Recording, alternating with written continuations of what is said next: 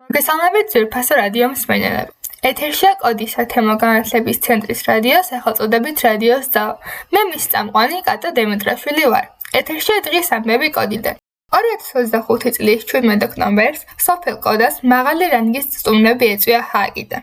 სისხლის სამართლის საერთაშორისო სასამართლოს წარმომადგენელი საქართველოში ყაუპო კანდი, სისხლის სამართლის საერთაშორისო სასამართლოს პროკურორის მოადგილე ქალბატონი ნეჟად შემინხანი, სისხლის სამართლის საერთაშორისო სასამართლოს პროკურატურაში საქართველოს საქმის გამოძიების გუნდის ხელმძღვანელი პროკურორი ალექს დემირჯანი, სისხლის სამართლის საერთაშორისო სასამართლოს ოპერაციების ხელმძღვანელი ჯერალდ კასეი.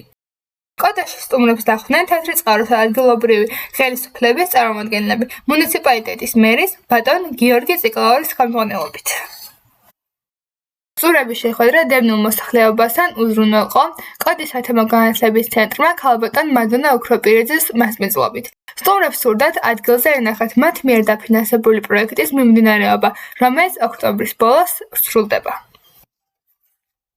პროექტი მიმართულია მცხეთა-მთიანეთის და ქვემო ქართლის რეგიონის სოფლებში დასახლებულ 2008 წლის ომით დაზარალებული მოსახლეობის სამხედრო დანაშაულის მსხვერპლთა ცალკეული პირების, მათი ოჯახის წევრთა და დევნილთა თემის ფსიქიკური ჯანმრთელობის, სამედიცინო და სოციალური საჭიროებების დაკმაყოფილებაზე, რაც განხორციელდა მულტიდისციპლინარული ფსიქიკური ჯანმრთელობის და ფსიქოსოციალური რეაბილიტაციის გუნდის კლუბი სინერგიის დახმარებით.